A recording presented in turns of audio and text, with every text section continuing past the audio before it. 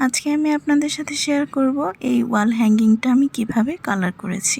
এখানে প্রথমে ক্লে নিয়ে নিয়েছি, দেন ক্লেটাকে চিকন করে বেলে তারপর আমি এখানে বসিয়ে নিলাম ফেভিকল গ্লু এর সাহায্যে।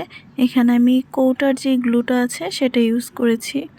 এখন কৌটার গ্লুটা হওয়াতে সমস্যা হয়েছে যে আমি এখান থেকে নিয়ে তারপরই করতে পারছিলাম না।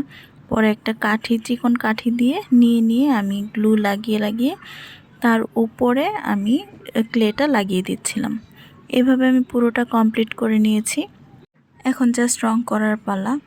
রং করার জন্য আমি অ্যাক্রিলিক কালার নিয়ে নিয়েছিলাম।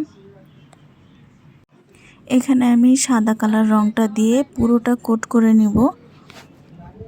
আপনি যে কোনো কিছুতেই রং করার আগে যদি সাদা কালারটা বেস কালার হিসেবে দিয়ে নেন তাহলে যে কোনো রঙই খুব সুন্দরভাবে বসে।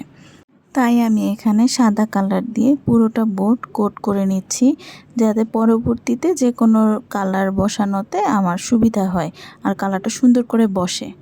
এই তো আমি পুরোটা সাদা কালার করে নিয়েছি। এরপর আমি অ্যাক্রিলিক কালার নিয়ে নিলাম, হলুদ কালার। এটা দিয়ে আমি ভিতর সাইডটা করে নিলাম।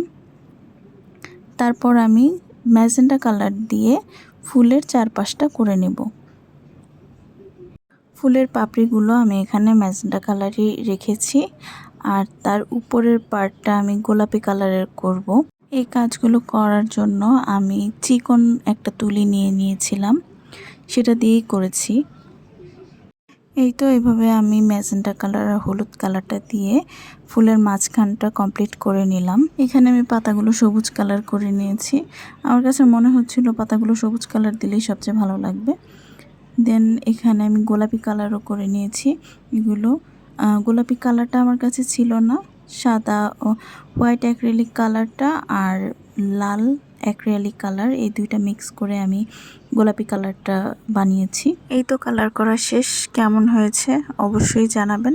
আল্লাহ হাফেজ।